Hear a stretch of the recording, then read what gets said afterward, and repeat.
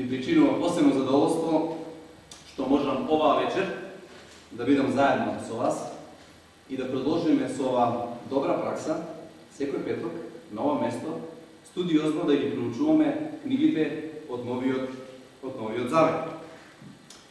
Вие кои што сте од почетокот на овие студиски проучувања, верувам дека од петок на петок добивате покомплетна слика за книгите на Новиот Завет и верувам дека и следните проучувања што ќе следат ќе комплетираат целокупната слика за Новиот Завет.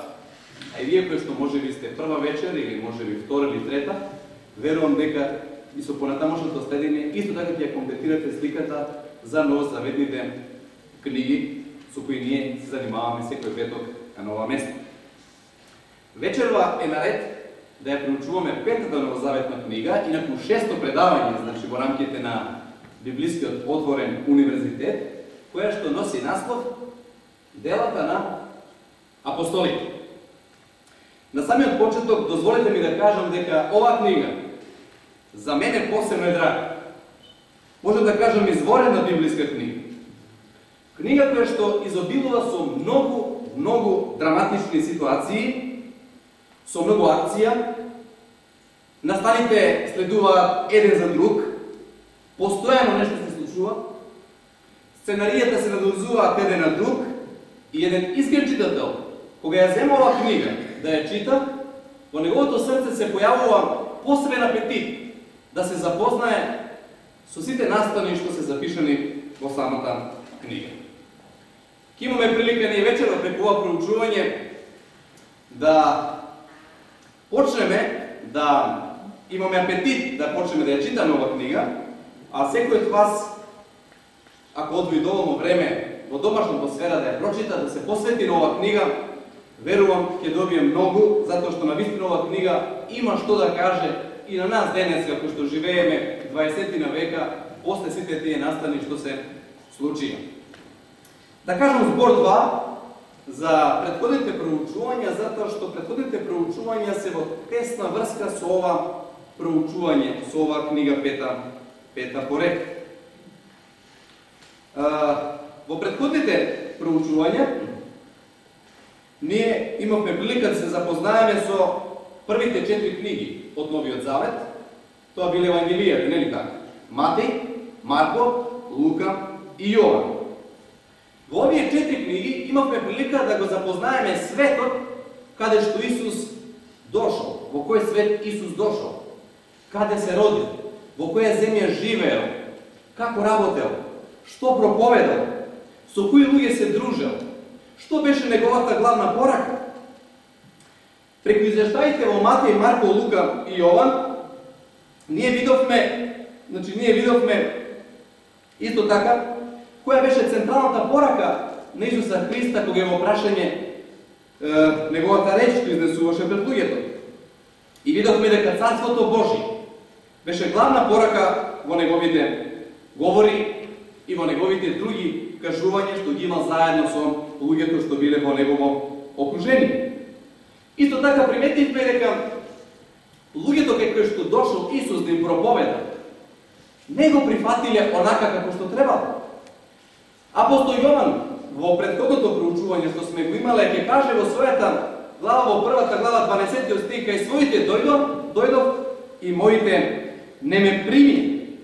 Навистина еден многу негативен однос према Исуса Христа, значи има луѓето во негово време. Има и ситуации кога луѓето го прифатиле. Но и покрај тоа што беше предаден, фатен, малтретиран и измачуван, па на крајот и распнат, Евангелијата не завршува со неговата смрт. Многу важен момент и може многу важен детал. Евангелијата не завршува со Христовата смрт, него завршува со Христовото воскресение и Христовото вознесение. Значи неговото враќање во небото откаде и претходно дошол. Ова го споменувам затоа што Евангелијата тука завршува. Првите 4 книги во Новиот Завет, значи тука завршува.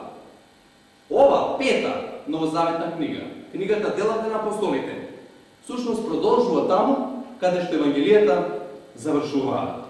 Од моментот кога Исус се вознесува горе на небото, па понатаму како сега апостолите доаѓаат на сцена, доаѓаат едноставно тука го заземаат местото на Исуса Христа, ако можам да кажам така, и ја вршат својата задача или мисија за која се и испратени. Сушност, оваа книга, Делата на апостолите, која што во себе содржи 28 глави, така е поделена, првата 28 глава, во суштина ни зборува за тоа како се родила и се ширела христијанската црква. Исус дошол, ја основал црквата, меѓутоа апостолите продолжиле и понатаму таа се ширела. Понатаму, многу важен момент, клучен, кој што дава на некој начин граници на оваа книга од првата до 28-та, е тоа што Евангелието триумфира. Приметуваме како Евангелието се шири. И тоа од Ерусалим до Рим. Во првата глава, во Дела на апостолите, прв град што се споменува, тоа е Ерусалим. Во последната 28 глава од книгата Дела на апостолите, последен град што се споменува, тоа е Рим. Настаните се случуваат од Ерусалим во Рим. Ерусалим е религиозен центар, а Рим е политички центар.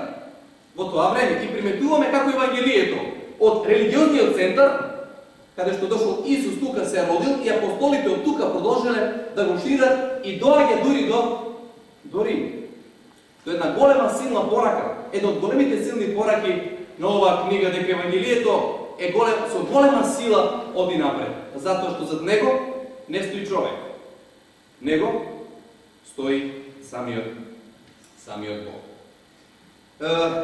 Ние денеска, на самиот почеток, во неколку збора би кажал во која насока ќе оди ова проучување. Всушност ќе дадеме еден правец на ова само предавање. Предавањето ќе се состои од 3 дела. После ова увод што го дадовме, ќе имаме прилика да се запознаеме со историските прашања врзани за самата книга. Историските прашања се занимаваат со насловот на самата книга, потоа со авторот на самата книга, кој е напишал таа книга, каде е напишана таа книга, во кое место, која година. Има ли тука полемики врзано за тие работи? Понатаму многу важна работа, писателот кој е напишал книгата, кого пред себе е имал како публика, тоа е многу важно, затоа што неговата публика на која што тој пишува и ние денеска, тоа е временски период од 20 на века и сето тоа треба да го имаме во вид кога ќе проучуваме новозаветните книги. И овој прв дел од тоа проучување ќе го завршиме или ќе комплетираме со тоа што ќе видиме со која цел беше напишана самата книга. Значи, што е целта? Што е содржината на самата книга? Во вториот дел, значи го гледаме тука, ќе се занимаваме со книжевните прашања. Во централниот дел, вториот дел. И тука ќе се задржиме малце повеќе. Во овој дел ќе се запознаеме со самата структура на книгата Делата на апостолите. Ќе видиме како авторот ја градел ова книга, кој материјал употребувал, кои логички целини се присутни во самата книга. Бидејќи тоа ќе го знаеме, многу полесно ќе дојдеме до главната порака на самата книга. А ќе видите како авторот многу умешно ја гради ова книга. Дел по дел, целина по целина. Ја гради и дава една комплетна слика за самата книга. А потоа, на крајот, во третиот дел од самото проучување, ќе се занимаваме и со главната порака на книгата. Со други зборови, ќе ги видиме кои се клучните стихови во самата книга. И многу важно, дали ова книга, напишана пред 20 на век, е важна и за нас денеска. Што таа има да каже за нас денеска? Вие знаете денеска луѓето, ако има допирни точки со нешто, ако нешто ги интересира, ако нешто ги допира во некоја област од нивниот живот, посветуваат време, дали така и средства и труд, за да можат да сознаат повеќе работи за таа работа и да нешто научат. Да видиме што денеска ова пета новозаветна библиска книга има да каже за нас, современите луѓе кои што живееме денеска? Ајде да одиме од самиот почеток. Значи, ова е правецот како ќе одиме во 3 дела и на крајот ќе го заклучиме, значи, ова предавање. Одиме од самиот почеток да се занимаваме, значи, со историските прашања врзани за книгата Дела на апостолите. Кога отвараме Новиот Завет и кога доаѓаме до оваа книга, приметуваме на самиот наслов дека оваа книга се вика Делата на светите апостоли. На самиот почеток од овој дел да кажам дека во теолошките кругови, значи помеѓу теолозите, постојат дискусии по прашање дали би требало ова книга да се вика Дела на апостолите. Дали насловот Дела на апостолите е соодветен наслов на ова пета новозаветна книга? Ова полемика тие базира врз основа на 3 причини што произлегуваат од самата книга и што дават право до некаде да размислуваме дали овој наслов Делата на апостолите е комплетен наслов на оваа книга. Првата причина лежи во тоа што кога ќе читате од 1 до 28 глава, приметувате веднаш дека немаме подеднаков извештај за сите 12 апостоли и за сите нивни работи што направи. Ние знаеме дека Исус избрал 12 апостоли и нив ги ополномоштил и тие продолжиле да работат. Меѓутоа, сите тие 12 апостоли само еднаш по име се споменуваат во книгата Дела на апостолите. И тоа во првата глава, 13 стих. Се споменуваат уште на неколку пати и тоа само во почетокот. Како се молат заедно, како проповедаат, како добиваат дар на јазици во втората глава од книгата. Меѓутоа, немате извештај поединечен. Како секој од нив работел, каде одел, што правел, со кои проблеми се соочувал. Книгата од тој аспект, значи, не ни дава поголеми информации. Дури за чудо е што книгата ни дава многу повеќе информации за други личности што не се Христови апостоли, кои што не беле с Исуса Христа 3,5 години за време неговата служба, за нив има многу повеќе информации неголи за овие 12 апостоли. Еве, например, Јакон Стефан се споменува. 2 глави скоро за него зборуваат. Па друг Јакон Филип, па Аполос, па Акило, па Варнава, па Јаков, полубратот на Исуса Христа. Значи, кој што бил старешина и кој што го водел соборот во Ерусалим, запишан во 15 глава од книгата Дела на апостолите. За нив имате многу извештаи, многу повеќе информации, а за другите апостоли помалку информации. Тоа ги наведуваат теолозите да размислуваат дали ова книга, тој наслов е комплетен. По два, втора причина, повеќе информации во книгата добиваме само за 20 апостоли. Или највеќе информации добиваме за 20 апостоли. Тој е апостол Петар и апостол Павле. Интересно е тоа што апостол Петар бил еден од 12-мината, а апостол Павле не бил еден од 12-мината. Тој подоцна постанува апостол.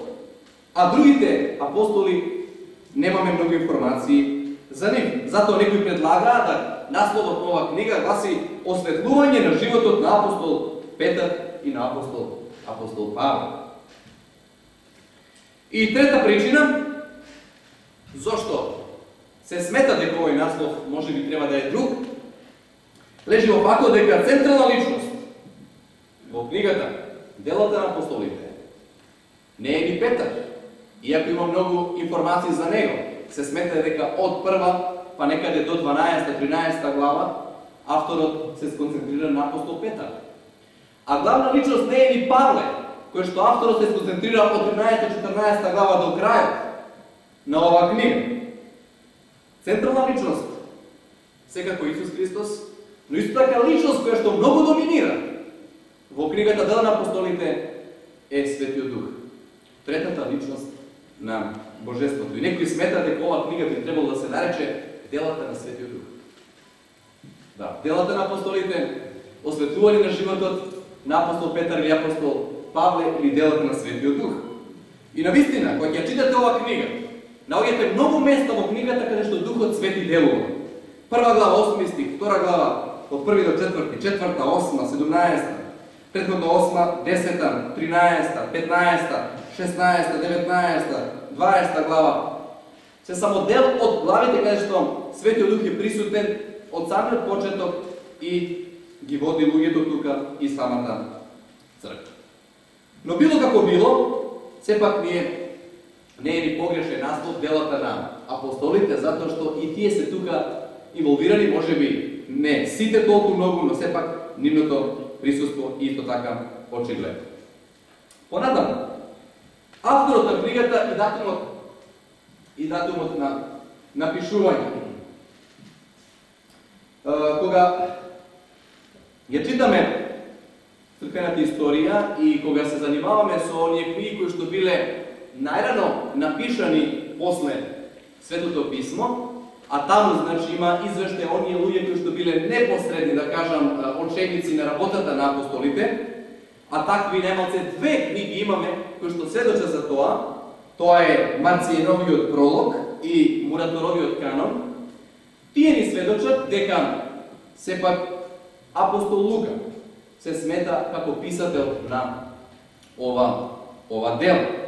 Сушност, скоро не се доаѓа во прашање, никој скоро не го доведува во прашање авторството на книгата Дела на апостолите, кога е во прашање апостол Лука. Иако тој не бил еден од 12 милјата, во најпотесен смисол апостол, но сепак како ученик и тој се смета како апостол. Извештаите кажуваат дека Лука потекнувал од Антиохија, а ова дело го има напишано во Акаја. Живеел некаде околу 84 години, не бил оженет и немал деца. Црквениот отец Иринеј смета дека Лука е автор на ова дело и го нарекува човек достоен за поверение. Инаку една интересна работа за Лука. Единствено Лука е писател на Новиот Завет. Ако сакаме да ја земеме Библијата во цела, сите 66 книги во Библијата или 39 во Стариот, 27 во Новиот, кои што не бил евреи. Сите останати 40 автори. 40 автори, а 66 книги, затоа што некои автори пишувале по неколку книги. Сите автори биле евреи, со еврејско потекло. Само апостол Лука не бил евреј. Значи, имал грчко потекло. Тој бил соработник на Павле и преку Павле дознал многу работи, а по професија, освен што бил, значи, и лекар, бил и историчар. Историјата многу го интересирала, тоа му беше една работа која што го влечела во неговиот живот и која што сакал многу работи да истражува, и ние, читајќи ги извештаите во Евангелието според Лука и во делата на апостолите, од самиот почеток приметуваме дека навистина тоа е негова специјалност. Значи, апостол Лука, кој потекна од Антиохија, ова дело го пишува во Акаја, значи, некаде околу средината на 60-тите години од првиот век, се смета многу брзо после смртта на апостол Павле. Тоа е, значи, што се однесува до пишувањето и до авторот на ова книга. Одме понатаму, за кого била наменета оваа книга? Кога ги отвориме на самиот почеток, самата книга, Делата на апостолите, во првата глава, кога имаме тој текст, значи и тука, еве ќе читаме, имате прилика да видите, вели вака: во првата книга, алудира на Евангелието според Лука, о Теофиле, го напишува се она што Исус почна да го врши и учи, до денот кога се вознесе, откако преку Светиот Дух им даде заповеди на апостолите, кои ги беше избрал, на кои им се представи жив по своето страдање, со многу веродостојни докази, јавувајќи им се 40 дена и им зборуваше за Божето царство. Како е Евангелието според Лука, така и тука, во делата на апостолите, Лука споменува една личност, на кого ја посветува оваа книга. Таа личност има име, а името на таа личност е Теофил. Може би се прашуваме, кој бил овој Теофил? Prema nekoj информации со кои располагаме, доаѓаме до информација дека тој бил една многу почитувана личност по своето време, најверојатно доста богата личност, а воедно е личност која што имала голем авторитет во друштвото каде што живее. Лука ова дело го посветува на Теофил. Но исто така и уште една работа интересна. Теофил може да биде израз или синоним на луѓе со таков профил. Имено, зборот Теофил во превод значи оној што го сака Бога. Доаѓа од зборот Теос, Бог, и Филео, оној што го љуби Бога. Значи, ова книга е наменета и за сите оние што го сакаат Бога, што имаат едноставно желба да ги осознаат и духовните вредности што стоят во самата Библија, во самото свето писмо. Добро, кога ова, значи, го имаме во вид, можеме да одиме понатаму и да видиме, значи, што беше целта на пишувањето на самата книга кога има прашање верните луѓе кои што живееле во тоа време. Сакам да набројам најмалку 4 причини што го покренало апостол Лука да ја напише овој извештај или оваа книга, значи делата на апостолите. Прва работа, да се охрабрат христијаните или верните да ја живеат својата вера во тој грчко-римски свет од првиот век, кој што бил окружен со мноштво религиски и филозофски можности. Христијанската религија беше млада, соочена со многу предизвици, и оваа книга, ова дело, навистина беше едно големо охрабрување на првите христијани да едноставно да ја живеат својата вера и понатаму. И навистина беше големо охрабрување за тие луѓе во тоа време. Втора причина што го покренала Лука да ја напише ова дело, рече во тоа да им порача на римјаните дека и христијанската црква има легитимитет. А тој легитимитет го добила директно од Бога. Римјаните, знаеме, врзано за нивната религија, тие биле политистички настроени, верувале во повеќе богови, нели така? Значи во тоа време беше Римското царство, кој што владееле целиот свет, и христијанската религија се родила во тоа време. Меѓутоа, со сите предности, со сите привилегии што ги имала во себе. И ова дело служило едно од целите да каже дека навистина христијанската црква има легитимитет. Понатаму, трета многу важна причина зошто исто така ова книга била напишана е да на христијаните кои што потекнувале од еврејско потекло да им се предочи ликот на апостол Павле и да се одбрани како таков. Навистина една посебна личност е апостол Павле во книгата Дела на апостолите. И кажеме нешто за него и понатаму. Тој прво време ја застапувал званичната црква. Меѓутоа со текот на времето, кога имал директна средба со Исуса Христа, на патот за Дамаск, во 9 глава од книгата Дела на апостолите, тој се приклучува кон христијанската црква, новоформираната црква и понатаму до крајот на својот живот. Значи, ево служба на црквата, она првата, значи она што ја прифатил и по налогот што го доби од Исуса Христа. И четврта причина што го натерало Лука да го напише ова дело, е во тоа што сакал кај христијаните да го развива тој дух што се појавил од самиот почеток. А кој дух? Да се шири радосната вест се понатаму и понатаму. Да не застане само во Јерусалим како религиозен центар, него да продолжи и во Јудеја, и во Самарија, и до сите крајеви на дотогаш познатиот свет. Сушност, тој е клучниот текст што го наоѓаме во книгата Делата на апостолите, 1 глава, 8 стих, каде што Исус пред своето вознесение, заминување горе во небото, им се обреќе на лиците и вели: седете и чекајте, зашто ќе добиете сила од небото. И кога ќе добиете таа сила од небото, тогаш ќе ми бидете сведоци. Тука во Јерусалим, понатаму едноставно во Јудеја, во Самарија и во Рим, како што завршил Дела на апостолите, политичкиот центар во тоа време, и до целиот свет. Еве на овој начин, да ги присутни, ние го заокруживме тој прв дел од овие три дела, кои што на самиот почеток ги кажавме од книгата Делата на апостолите. Се запознавме со историските прашања врзани за книгата Дела на апостолите. Одиме сега понатаму. Многу интересен дел. За мене многу важен. Обично да многу сакам да го оценам во секоја книга, затоа што тука е самата суштина зашто е напишана книгата. Тоа е книжевниот дел. Сушност, овој дел ми зборува од кои целини е составена книгата. Каква е структурата на самата книга? Која е конституцијата?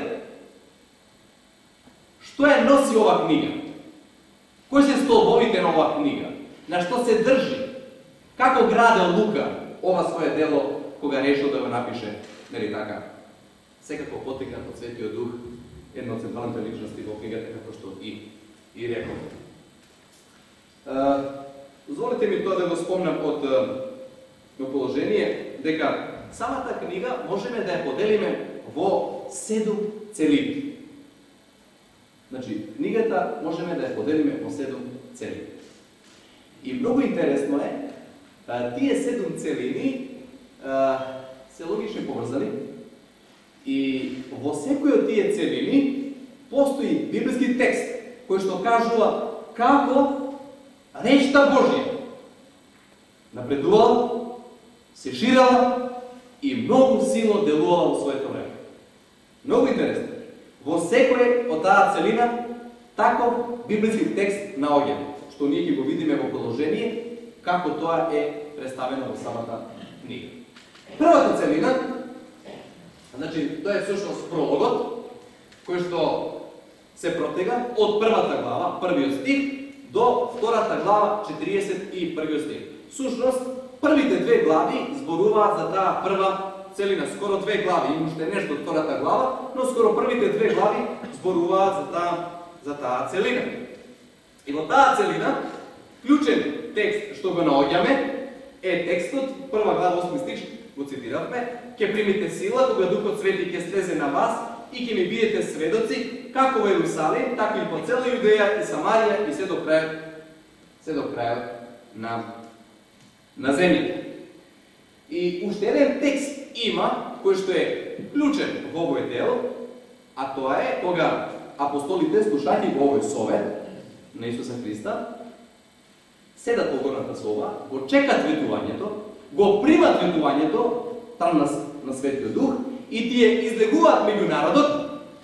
Интересен феномен се случува, Бог тоа го прави, секој од нив добива посебен дар на јазик. Во тоа прилика тоа беше неопходно потребно, затоа што беше празник во тоа време. Многу луѓе од многу места дошли на тоа место.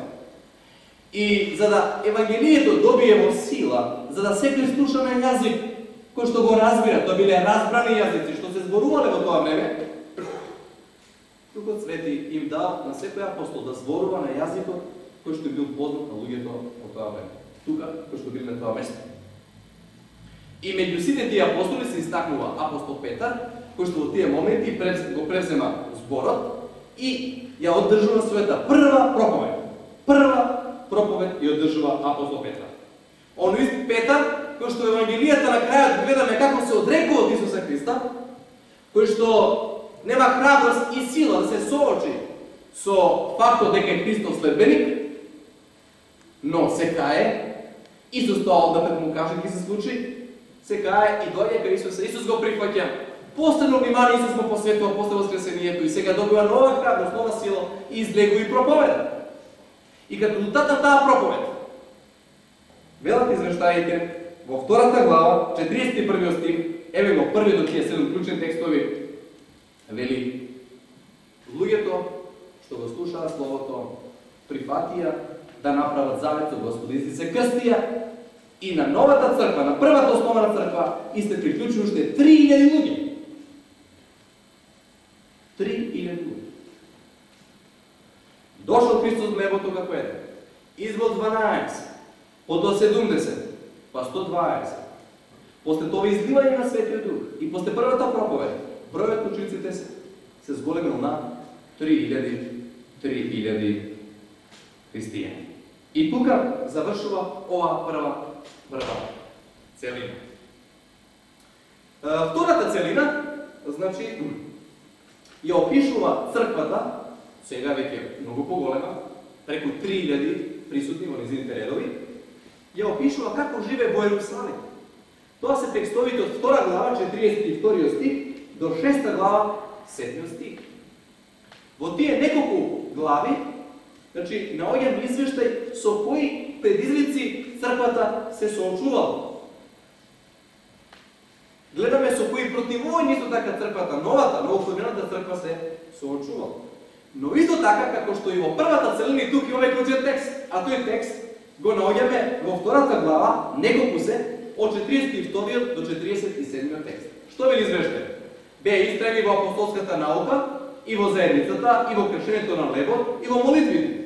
Секојдневно беа заедно, еднодушни, во храмот и кршеа лепо куќите. И сега многу важно. А Господ секој ден го зголемуваше бројот на оние кои што се спасуваа. Што ја поврзува првата со втората целина? Бројот на новите луѓе. Првата целина вели 3000 луѓе, тука немаме точно бројка колку се, меѓутоа вели Господ секој ден го зголемуваше бројот на оние кои што се спасуваа. Понатаму, третата целина, значи веќе сега од Ерусалим првата црква се шири надвор по оној план кој што Господ уште од самиот почеток го кажа во 1 глава 8 стих. Значи црквата се шири надвор од Ерусалим. Тука се посебно значење на станите врзани со Стефан, дјаконот, како и вратувањето на апостол Павле, претходно Савле се викал, како и делото како се шири во Самарија. Почнува извештај од 6 глава 8 стих и завршува во 9 глава 31 стих. Причина што сега тежиштето од Ерусалим ќе се пресели во Самарија се прогонствата. Прогонствата, тоа е многу важна работа. Прогонствата што званичната црква во тоа време едноставно ги покренува за да новооснованата црква едноставно се угаси. И всушност Павле бил член на Синедрионот, управното тело во таа званична црква, која што бројала 70 души. Најверојатно како иден поглавар свештенички вложувал се од своја страна да таа нова, да кажам така, оформена црква ја нема. И ние приметуваме кога ќе читаме 9 глава како тој со сите своји сили сака да ја уши. Меѓутоа на патот за Дамас се случува едно големо чудо. Се случува неговата средба со Исуса Христа. Воскреснатиот Христос на небото се среќава со Савле тогаш, а потоа Павле. И таа средба го променува самиот Савле во Павле, а и дава додатен квалитет на работите што ќе се случува во првата христијанска црква. И тука во тој дел, 6 до 9 глава, имаме клучен текст, кој што зборува за напредокот на црквата. Еве што пише 8 глава 12 стих. Кога поверуваа пак на Филип, кој го проповедаше Евангелието за Царството Божие, Филип е дјаконот, дошол во Самарија, прогонет, значи доаѓа и како што доаѓа проповеда на луѓето. И проповедајќи Духот Свети делува на присутните и вели извештајот. Многумина мажи, жени се крштава во името на Исуса Христа. 8 глава, 12 текст. Централниот во тој дел во третата целина. Понатаму, четвртата целина веќе не приближува уште малку кон средината на самата книга. Е тука, значи имаме Петар, како полека сега Евангелието Петар го шири од евреите, од значи избраниот народ во Стариот Завет и како Евангелието се шири меѓу незнабожечкиот народ. 9 глава 32 стих до 12 глава 24 стих. Значи во следните 4 глави, значи од 9 глава приметуваме како Евангелието сега се шири и надвор од кругот на еврејскиот еврејскиот народ. И клучен текст, кој што го наоѓаме тука запишан, е во 12 глава, 24 стих. Вели извештајот, а речта Божја растеше и напредуваше. А речта Божја растеше и напредуваше. Многу интересно. И во Иерусалим, и во Самарија, и сега меѓу незнабожечкиот свет, речта Божја напредуваше. Онака како што и самиот Исус кажал пред своето вознесение во прва глава, значи 8 стих, им видите сведоци и речта Божја ќе се шири. Понатаму, петата целина веќе сме насочени кон апостол Павле, нели така? Од 12 глава 25 стих до 16 глава 5 стих, тука апостол Павле им се обраќа веќе на неостаноците. Веќе евреите престанува да бидат посебен народ, 34 година од нашата ера, и веќе, значи, Евангелието се шири и меѓу незнаборците. Тој е период некаде околу 45 до 47 година, кога апостол Павле го има своето второ мисионско патување. Тоа е таа пета целина во книгата Дела на апостолите. И клучен текст што тука го наоѓаме, значи во ова пета целина, значи е текстот во 16 глава 5 стих. А таму пишува: а црквите на тој начин се утврдувале во верата и нивниот број секојдневно се зголемува. Една иста мисла. 7 пати во овие 7 целини ќе се повторува во книгата Дела на апостолите. И наистина оваа книга веродостојно ни опишува како првата црква се ширила и го трасирала патот Евангелието полека од Иерусалим да се шири према Рим, центарот на политичкиот свет во тоа време. По шестата, предпоследна целина,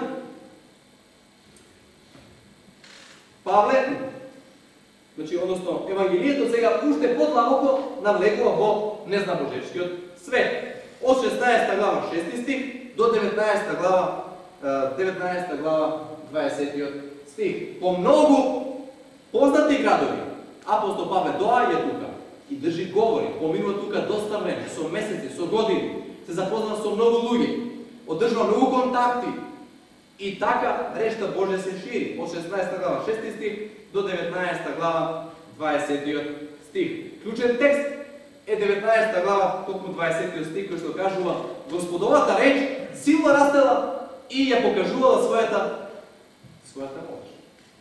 Имате чувство кога читате, кога најдувате такви текстови, како да ништо не може да стои на патот на речта Божја. Наистина тоа е така.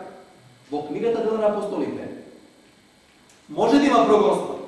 Во книгата на Дела на апостолите може да има секакви други работи, меѓутоа речта Божја никако не застанува. Таа оди се повеќе и повеќе напред. Од Иерусалим во едноставно Јудеја, во Самарија, во незнабожечкиот свет и на крајот во седмата целина ќе видиме како Евангелието доаѓа до самиот Рим. 19 глава 21 стих, па се до 28 глава 31 стих. Најголемата целина од 6 до 61 година од нашата ера. И тука, значи, клучен текст 19 глава 20 стих, има уште еден при крајот од 28 глава, каде што вели: доаѓа кај Павле, кај него во гостилница Колп. Повторно многумина, на кого тој им сведочеше за Царството Божие, уверувајќи ги за Исуса. Ете, таа е таа структура што, значи, лекарот Лука, историчарот Лука, нели така, авторот на оваа дело, ја користи да ја состави оваа книга, која што рековме има за цел да ја охрабри првата христијанска црква да оди напред, која што е соочена со многу проблеми, со многу прогонства. Во тоа време се случува да и многу лидери губат својот живот. Имам извешни за тој во 12 глави, во други места од самата книга. Меѓутоа, сепак, и покаснет тие проблеми, речта Божја оди напред и ништо не може да истои на патот. На крајот на оваа целина вториот дел, пред да одиме на третиот завршен дел, да кажам дека се смета дека од моментот кога слезе Духот Свети на денот Педесетница, втора глава, и постои една проповед кога Петар ја имал на денот 50-ница, кога 3000 луѓе, значи одлучија да бидат дел од новоформираната црква, до крајот на првиот век. Христијанската црква броела некаде околу 30.000 следбеници. 30.000 следбеници. Навистина доживеала голем експлозивен раст. Така да, од тој втор дел, одиме на крајот, на самиот трет дел, да се запознаеме со основните теми на самата книга, за на крајот да ја видиме што е централната тема на самата книга и зошто делата на апостолите може да биде и денеска важна за нас кои што живееме во ова време.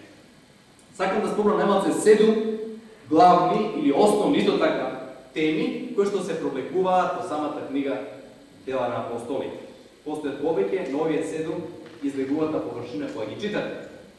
Прво, што приметуваме, Бог во книгата Дела на апостолите делува многу плански.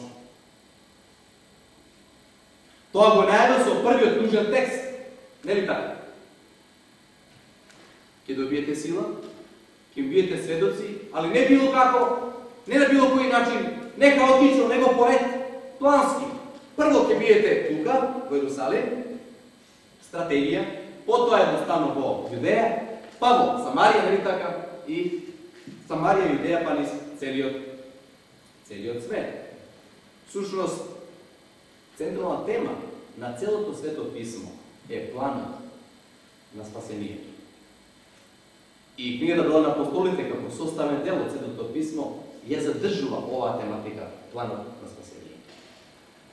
И знаете што е интересно, мене што ме подушевува, она лично што можам само од себе да го кажам, Библијата го опишува Бога како некој што све знае, кој што се може и ништо не може да го изненади.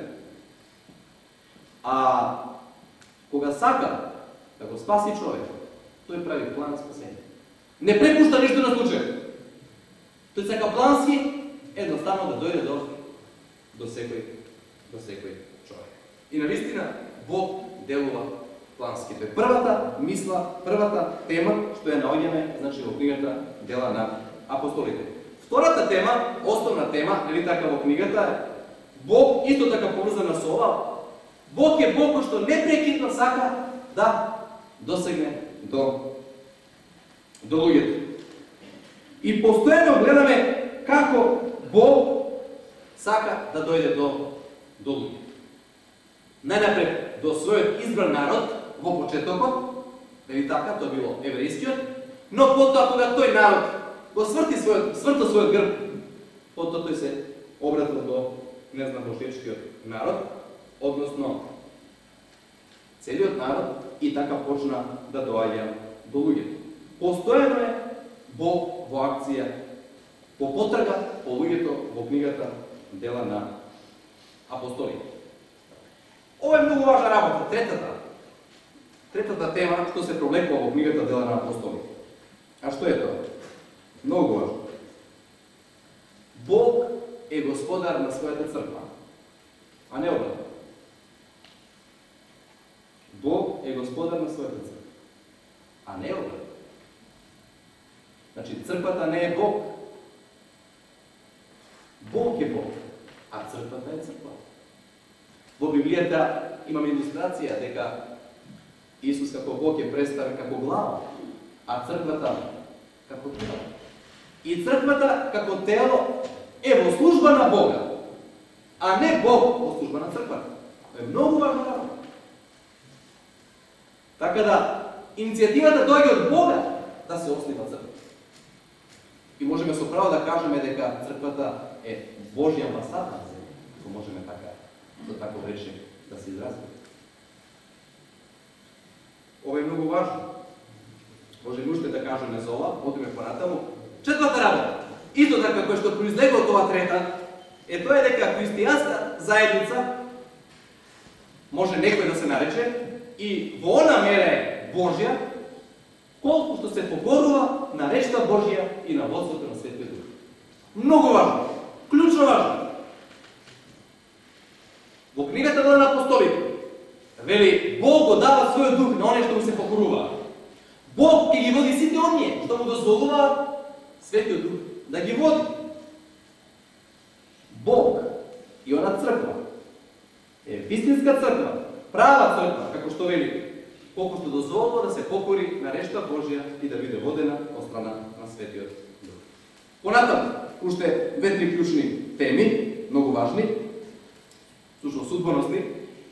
Пета, Христовото воскресение е тема каде што околу него све се врти. Без овој настан, како што завршуваат Евангелијата, како што рековме на самиот почеток, Евангелијата не завршуваат со Христовата смрт. Евангелијата не се Христова биографија, нели така? Значи завршува со Христовото воскресение, со неговото вознесение. Сега дела на апостолите кажува како реакција, како одговор на Христовото воскресение се случува чуда во книгата Дела на апостолите. Прво чудо се случува со самите апостоли. Тие се во горната соба, кога слушаа дека Исус се распна. Сметаа дека тие сега се наред. Меѓутоа, кога доаѓа веста кај нив дека Исус е воскреснат, кога лично Исус се појавува и кажува, еве сум јас тој, допрете ме, драматични, од корен промени се случуваат во нивните животи. И тие се сега спремни, само затоа што Христос е воскреснат, да го даде дури својот живот за Исуса Христа. Одат на секаде, ја шираат радосна вест. И навистина, Христовото воскресение е централна тема. Тема без која христијанството не би постоело. Христијанството стои или паѓа во зависност од тоа дали Христос воскреснал. А Христос воскреснал, тоа е основната тема на Светото Писмо. Всушност, и самиот Христос се јавува во книгата Дела на апостолите, 9 глава. Управо на апостол Павле и тука таа средба него го променува. Христовото воскресение Павле го променува да биде навистина оној што ние денеска го знаеме, нели, свети апостол Павле, кој што навистина стои големо место во историјата на христијанската црква. Шеста, предпоследна тема, да кажам така, присутна во книгата на Делата на апостолите, рековме, е личноста на Светиот Дух. Како што Христовото воскресение е клучна тема, така и улогата на Светиот Дух е од пресудна важност во книгата Делата на апостолите. Всушност, третата личност од Божеството, Светиот Дух, е доминантна личност во оваа книга. И се е под негова контрола. Никој не е далеко од неговото делување. Тој не напред се излива. Се манифестира меѓу учениците. А потоа ги ометнува и срцата на оние кои што слушаат. Тој учествува во секоја фаза во основањето и ширењето на христијанската црква. Седма, многу важна тема која што наоѓаме на страниците на оваа пета новозаветна книга е молитвата. Интересно. Молитвата во оваа книга има пресудна важност. Еве ќе спомнам само некои места. Прва глава 14 стих. Најнапред се упатува молитва да се избира 12 апостол на местото на Лука, на местото на Јуда. Јуда знаеме како завршува, стануваат 11 апостоли. И бират еден, Матија како 12 апостол. Прва глава 14 стих ни се вели молитва за тоа се упатува. Понатаму. Првата црква во молитва, втора глава 42 стих.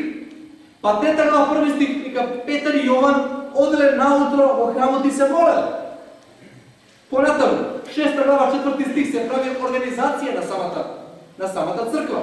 Организација. А цела организација беше направена во плотна молитва. Па 9 глава 40 стих. Павле последвата со Исуса се моли. Па 10 глава, 12 глава, па 13 глава. И ред многу места, значи, како оди, значи, книгата и како оди понатаму, така оди, значи, и молитвата.